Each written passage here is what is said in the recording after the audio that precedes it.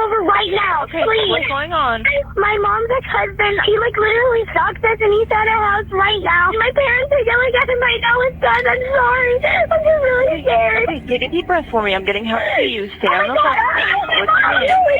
phone. my dad. Within seconds, 11-year-old Kelsey's birthday celebrations took a terrifying turn, one beyond anyone's imagination. Kelsey, along with their two sisters, witnessed an unforgettable scene with their mother. Amanda Harris's ex-husband, Sayantan Ghose, unleashed a hail of bullets. He shot her current husband, Clarence Wayne Harris, and Amanda 9 times. But when detectives questioned Sayantan, his character suddenly flipped from a reckless suspect to a pitiful victim. You know, and I literally was so scared, my heart was pounding, and I thought I'm a grown man, I thought I was gonna pee my pants. But Sayantan's innocent persona eventually shattered the moment the detective cornered him with daunting evidence. I let you sit here and rumble for a long time. The video shows it, and you did it. You stood right over her, bam, bam, realized your gun was empty. A clinching piece of evidence would soon flip the case on its head, revealing decades-long trauma the family endured before it ended in a devastating act of violence. You're doing a good job of blaming everybody else, pointing the fingers here. It's not blame, it's just a bad situation. It's a horrible situation. Amanda's dead. Amanda and Sayantan got married in 2005. The couple lived a happy life together until one day an unexpected call changed their lives. Amanda's half-sister, Amber, had been admitted to rehab, and hence Amanda decided to adopt her niece, Kelsey. Meanwhile, Sayantan pressured Amanda to switch her career. After recently applying to a medical school himself, he encouraged Amanda to apply to a pediatric program, which she was accepted into. However, she struggled to adapt to her new field and eventually decided to withdraw from the program. These challenges began to strain their marriage, ultimately leading to their parting ways in 2008. In 2011, Amanda started dating Clarence. A year later, they got married. The couple had 3 daughters, including Amanda's adopted niece, and were living the life of their dreams. Around the same time, Sayantan also started working as a pastor at Lakewood Church in the children's ministry and even funded mission trips for others. As everything seemed to fall in place, no one could have anticipated that their lives would soon come crashing down. On June 28, 2017, Kelsey was excited to celebrate her birthday after returning from a shopping spree with her parents when the horror unfolded. When the authorities arrived, they found Clarence in a pool of blood, having been shot multiple times, prompting them to pronounce him dead at the scene. However, Amanda was rushed to the hospital, where she was fortunate to survive. Meanwhile, authorities immediately began searching for Sayantan, who had already fled the scene. 16 hours later, police located his car at a U.S. Border Patrol checkpoint near Las Cruces, New Mexico, believing he was attempting to flee the country. They swiftly detained him and bring him in for questioning. We got her when she was about 6 months old. Who was we? Amanda and I when we were married. Okay. And her mom is Amber, and she was and so we were in Iowa and we got her, and I still remember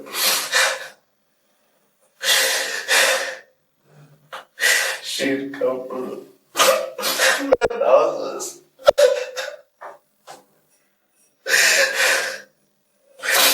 Amber used to take her to Met's houses in Michigan.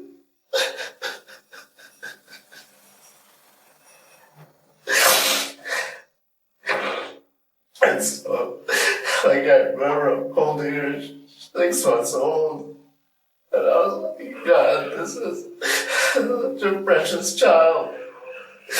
She shouldn't have been through this. And so it was always living in fear, because we always were thinking Kelsey's gonna get taken away. And then I started having like migraines and vomiting for 6 months straight after that. And I felt like Amanda was not not cooperating. She like I told her before I came down from Iowa that, you know, like we have to protect our student loans. Like this is like the only way that we can protect Kelsey. When you say protect student loan, you mean pay them? No, like What is protect? keep them and keep going to school because we were both enrolled in programs like U of H, Clear Lake. And then I saw that she wasn't like, I guess she was just like shutting down from stress because my dad had died, and then this Kelsey thing happened, and her grandma died, and her mom got divorced, and like a third time, and you know, it was like massive pressure. And one day there was like just a blow up where, you know, like she just, it was a stupid reason, but like, you know, it was like I had found a dog, and like I wanted like us to have that dog, you know, because like my other dog got along like really nicely with that dog, and it was real cute. Like it's the only dog I see that would actually pick up Kelsey's like bib, Passy, and you know, run around the house with that dog. And you know, like one day, like Amanda and her mom just decided to give the dog away without asking me, and so I like blew a gasket, and it was like stress. And it was either Mother's Day 2007 or 8. I was like at my mom's. I was back at my mom's. I was trying to like salvage what had happened, and like my friend Dr. Miller had called from Iowa, and he was like, "Look, you need to sit down for what I'm about to tell you." You know, so he sat me down and he said that Amanda had reached out to him like romantically, you know, and I prayed and like vomited all day Mother's Day, and I was like, I didn't want to divorce her, but I was like, that is like, you know, that is like a biblical grounds for divorce, you know, to go after somebody else. Sure. And so I went off to Iowa. I was brokenhearted. I still didn't want to divorce her. I still didn't want to leave Kelsey. You know, I left them with like thousands of dollars, and then about 30 days later, I was in Iowa. You know, and I was like, look, you know, if you just, you know, leave like the friends, leave these kind of friends that are encouraging you to do these things, like, you know, with other guys or party and this and that, you know, just come back to Iowa, like, you know, we'll be good. But then, like, she had found, like, one of her friends had found another friend who was, like, super promiscuous, like, was doing, like, stuff named Stephanie. Like, she had found her a job at Rooms to Go, and supposedly she was supposed to make, like, $90,000 a year. So I was like, okay, well, maybe God wants us to be apart, and she can make a lot of money, and I can finish my school. All right, Pastor. After the divorce. After the divorce, 2009, December, I finished my MBA program back in Iowa. And we were still kind of keeping in touch. And during that time of the MBA is when she got full custody. Okay. So I was happy for her. I was like, you know. Of Chelsea. Of Kelsey. Oh, yeah. Kelsey, I'm sorry. Right, yeah. And so then I was like, look, you know, I finished my MBA program. I still love you. I still love Kelsey, you know. You know, I had found like a John Osteen devotional, and Amanda had stuffed like a picture of Kelsey, and then when I had opened it in Iowa, like it fell out, and I was like crying, and I was like, let's work it out. I promise, like we have to go to church and all this stuff. So I came down December 2009. We moved in together, and then for 3 months, like we were living together and going to church, and then like she just felt like, you know, I just want to date other people. She said, you know. So y'all divorced. So we're divorced already. We're divorced. We're going to come back together. Sayantan claims Amanda left him due to financial issues, but the actual reason is Kelsey. His concern for Kelsey is as fake as his tears. Kelsey was less than a year old when Amanda caught Sayantan violently shaking her for crying too loudly. This shocking act ultimately prompted Amanda to end her marriage. But then why is he pretending to care so much about Kelsey, even when she is not his child? The mystery is about to unravel, and the key to it is Sayantan himself. Until now, Sayantan's statement has merely unraveled a layer of his lies. What happens next raises a chilling question. Just how far will this so-called God-fearing man go to manipulate the detectives? Let's fast forward a little bit to, Okay. what about, did you go to their house about a month ago? Maybe 3 weeks ago when the police were called?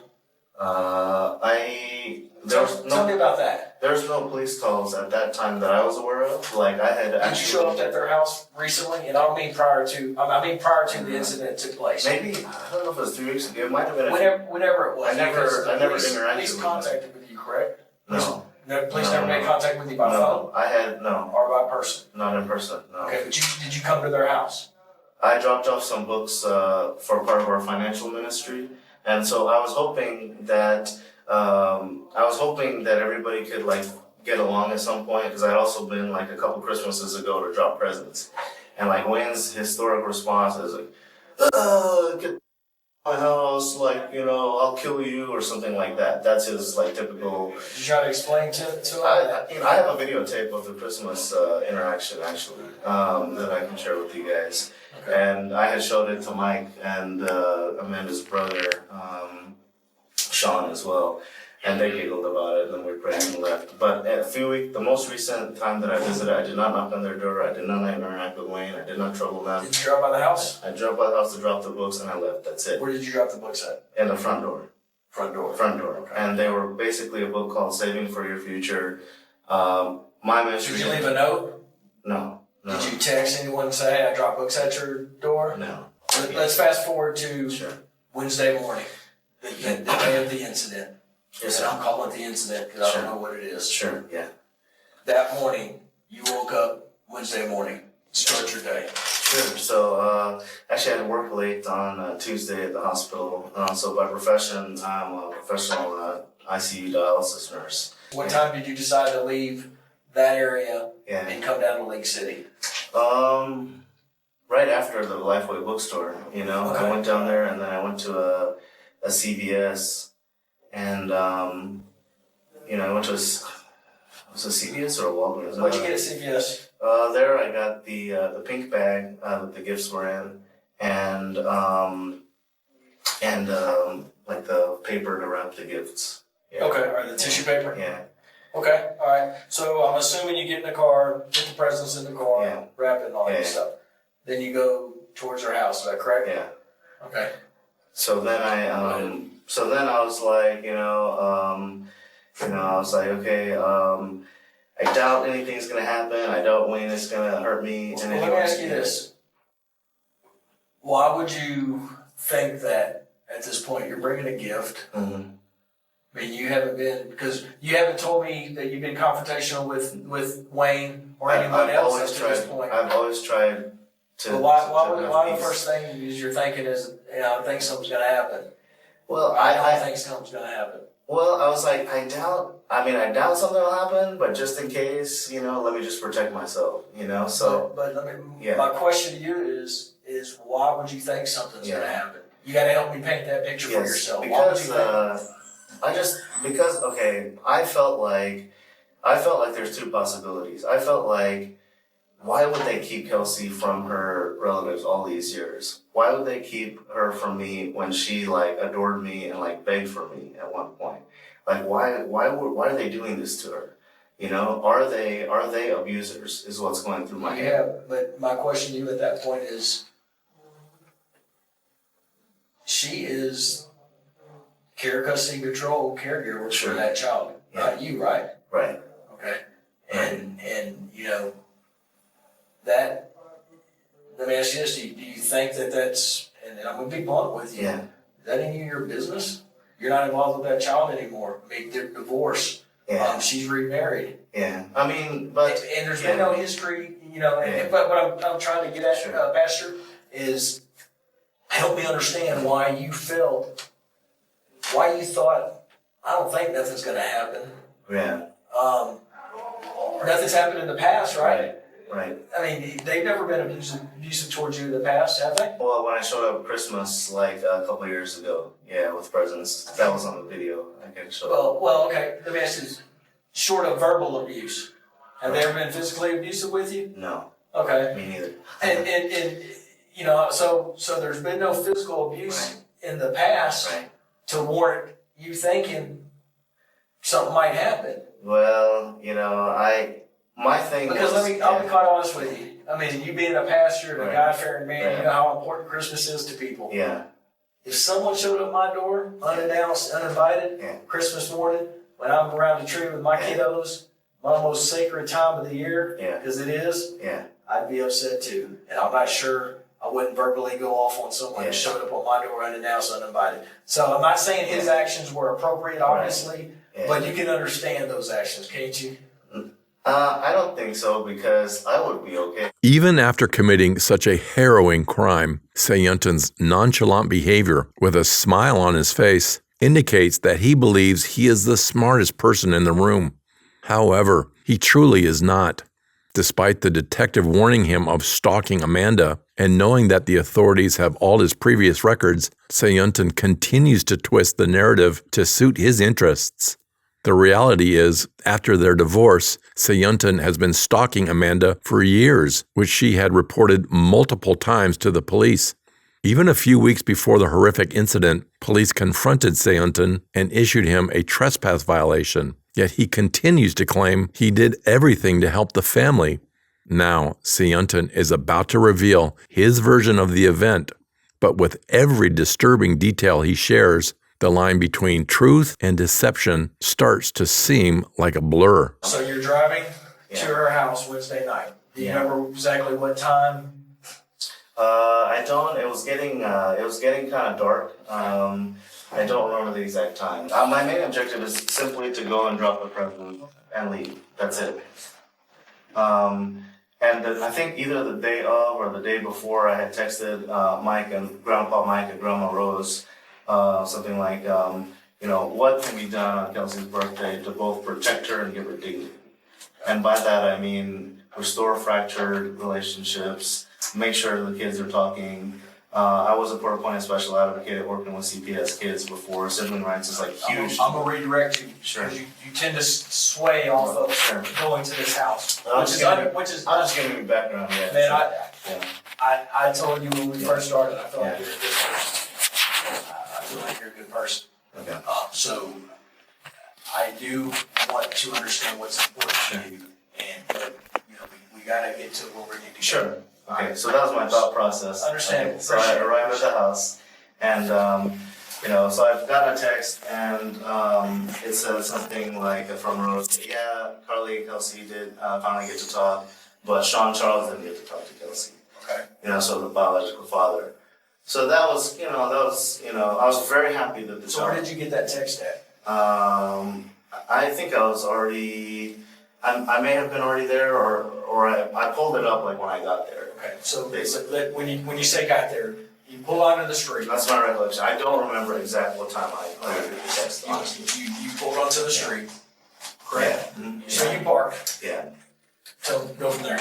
Okay, so I was like, I feel like, I have my clergy badge on, like I feel like I'm gonna go minister to these people, I'm gonna say hello to Wayne, I'm gonna bring peace. Because they must be in a peaceful mood if they let Carly and Kelsey talk. That's my thought, is that surely they're not going to see any harm. I'm just bringing Christian CDs and a biblical devotion. That's it. Okay? And so I knock on the door, and, I had picked up some boxes that somebody else left, So I was like, okay, I was going to knock on the door and just give them to Wayne or Amanda or whoever answered and be like, hey, happy birthday. This is for me and my ministry, and I would love to talk to you guys about the financial ministry books that I left too. That was my agenda. When I rang the doorbell, immediately Wayne answered, and he's like, get on the floor, and like he had a gun pointed at me. So like my heart was like pounding, I felt like I was on a heart attack because I didn't expect that. I didn't go for that. I didn't want to do any harm. I had presents in my hand. He's like, put the boxes down, get on your knees, and then suddenly I was like, oh my God, like I'm dropping presents for Kelsey's birthday, like put the gun away. And then Amanda suddenly drove up and with two kids in the car, and Kelsey was one of them, I believe, and then the other kid, I don't know. But Amanda rushed out the door with a gun cocked at me. She's like, get on your knees, get on your knees. I'm like, what are you guys doing, Like, what the heck are you guys doing? Like, I'm here to drop presents, that's it.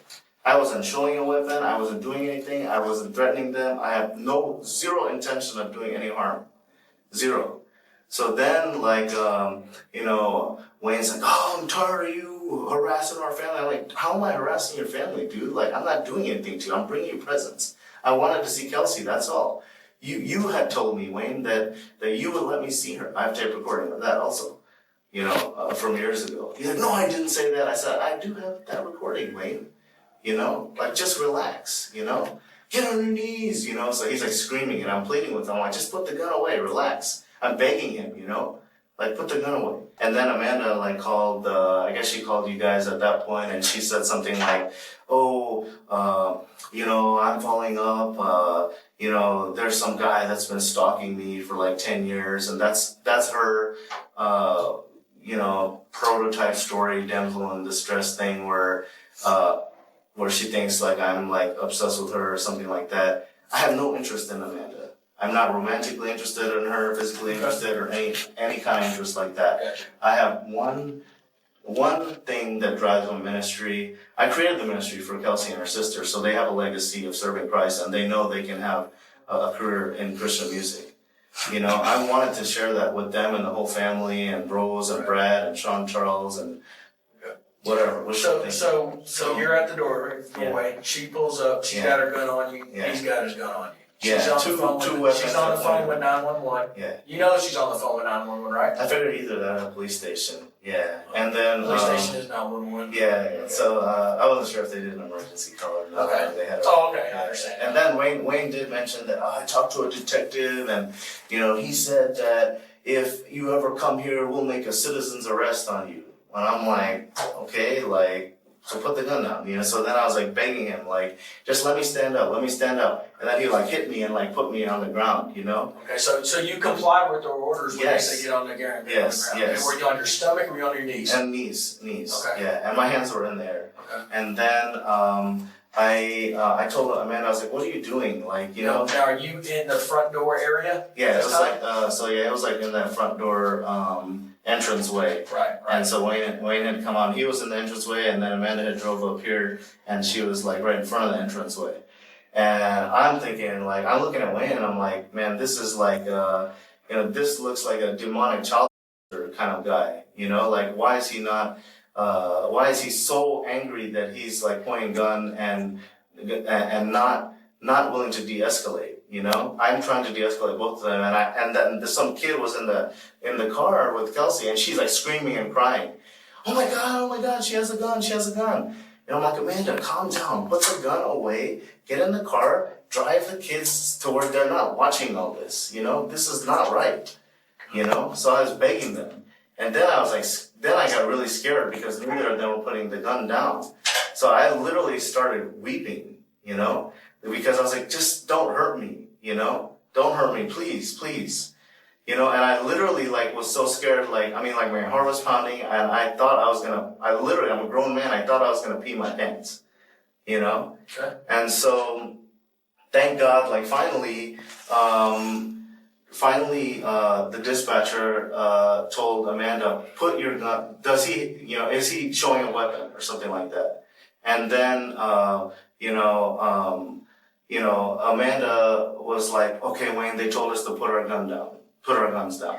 And did Wayne comply with that order? Yeah, so Wayne, So he put his gun down inside. he went somewhere. He went inside, so I don't know if he put his gun down. But Amanda put her gun He down. put his gun down inside. Okay, so I'm like, thank you, Jesus. I'm going to go home. Sayantan asserts that he didn't come for Amanda, but to wish Kelsey, his spiritual goal for whom he has created a ministry. He further claims that he went there to bring the family peace and didn't intend to harm anyone. So why did he arrive there with a weapon? Sayantan believes that he can manipulate the detective with his self-defense narrative. However, he is unaware that a camera at the crime scene had captured details that would undoubtedly put him in a tight spot.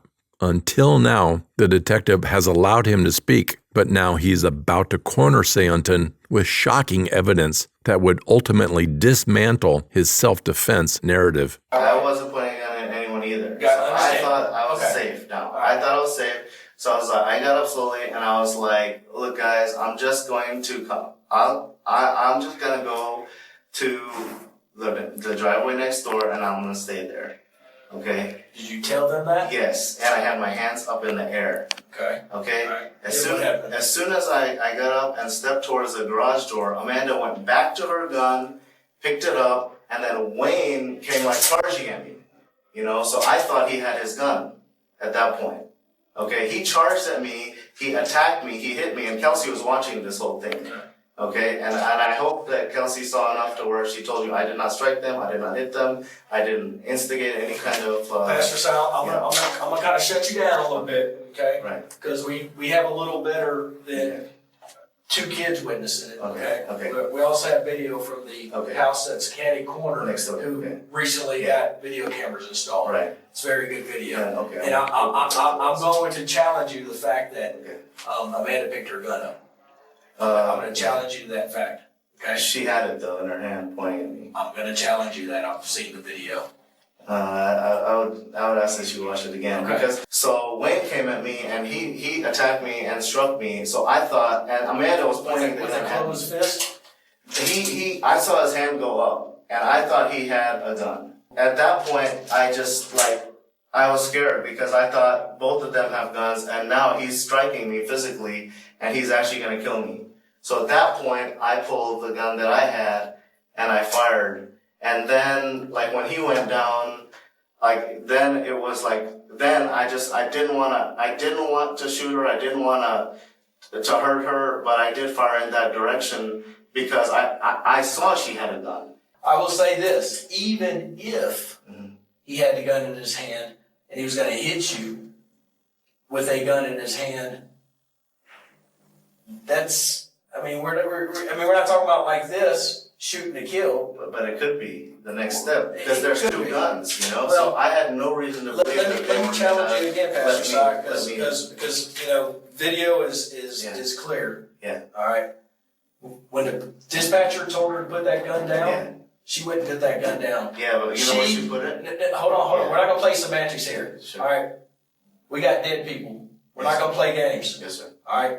I've given you the benefit of the doubt this entire time. Yes, sir. All right. She didn't pick that gun up again.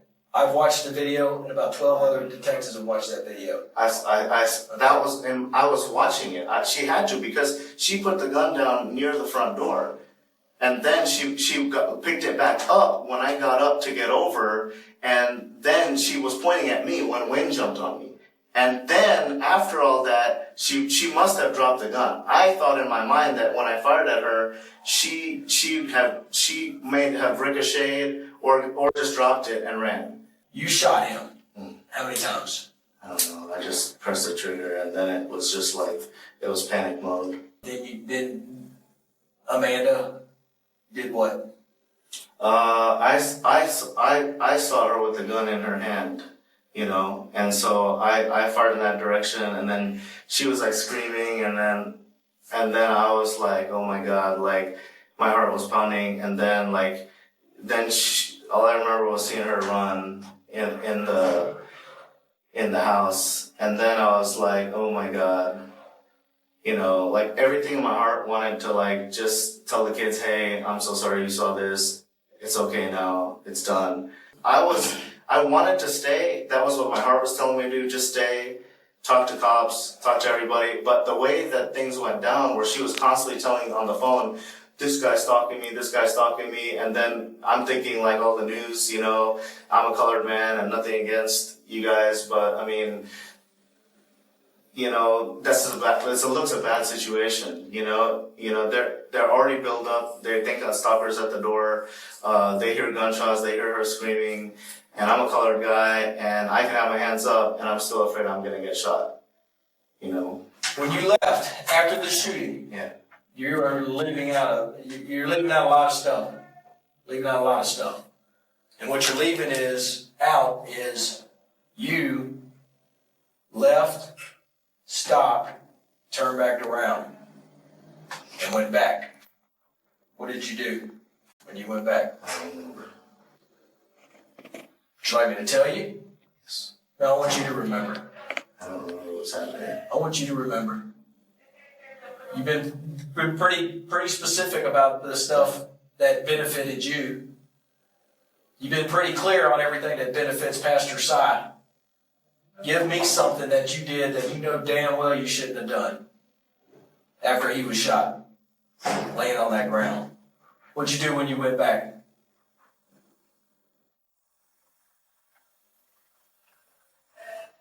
I think I shot at the door. I might have shot at the door. You didn't shoot at the door, Pastor. You know what you did. I'm not sure. Okay. I told you I ain't gonna yell at you, I ain't gonna scream you. I'm not gonna do that because that ain't my style. Sure. Alright, but I don't like being lied to. Alright, I don't like being told, for about an hour now, everything that is good in your life, why you do everything good, and for the pastor, and for the ministry, and for everything. That's all admirable. Alright? Yes, sir. It's all very, very, very honorary. Okay? But now it's time to start talking about some of the things Pastor Si did that night that Pastor Si knows is not godly. From the beginning, Sayantan attempts to portray himself as an upright individual concerned for his family, but his actions completely contradict each of his claims. Even though the detective confronts him with the inconsistencies and his shifting narrative, Sayantan remains unbothered. His rationalizations for his violence as self-defense eventually expose his narcissistic behavior.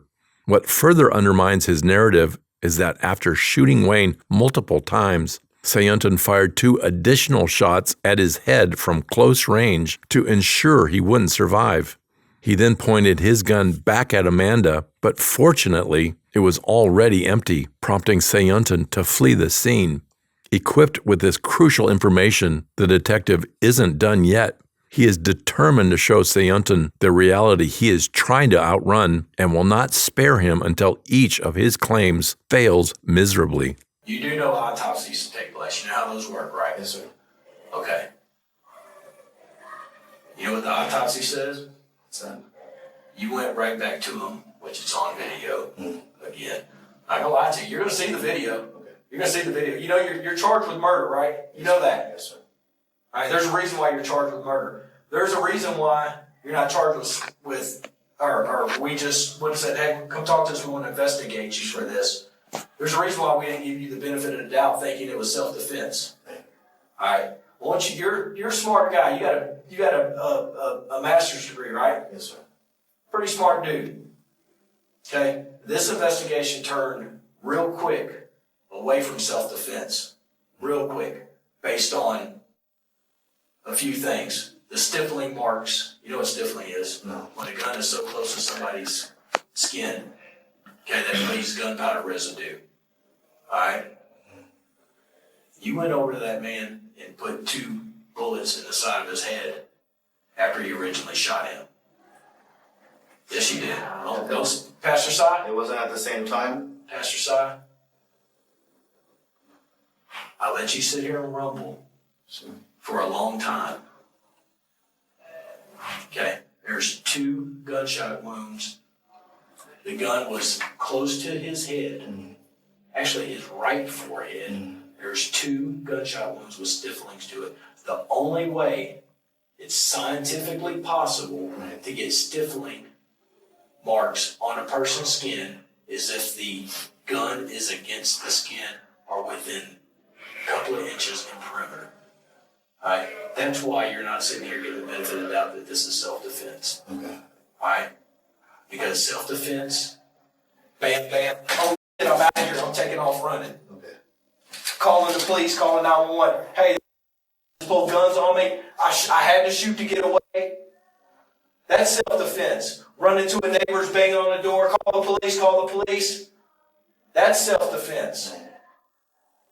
You know what self-defense isn't? You going and standing over Amanda and acting like you're going to shoot her again or trying to shoot her again and the gun dry stunning. Do you remember that? No. You did that. Now, I don't know if it was anger. Yeah. And I don't know what got into you at the time, but that ain't self-defense when you go back to Amanda and try to kill her and step over her like a piece of meat like you did that's on video and do this, and your gun is out of bullets. You know why your gun's out of bullets? Because you shot 10 times at Wayne.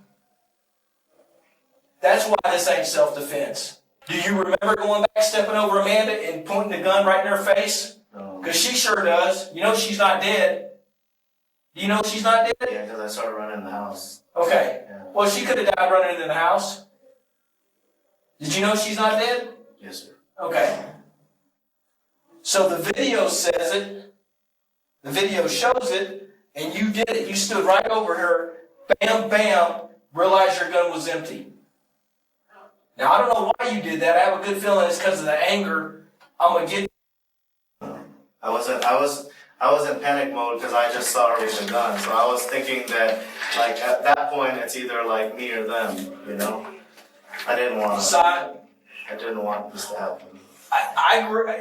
Who the hell wants this to happen? No shit. I know you didn't want this to happen. But it happened. And the way it happened was you emptied a whole round, 10 rounds of bullets into Wayne 7 times, into Amanda 2 times, and you missed 1 round. Was she injured? Was who injured? Amanda. You injured. You shot her twice. I didn't realize that.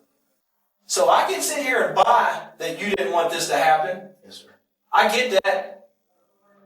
But I can also think Pastor Side knew this was going to happen, because Pastor Side loaded himself up with his gun and went to the front door with a gun anticipating this to happen.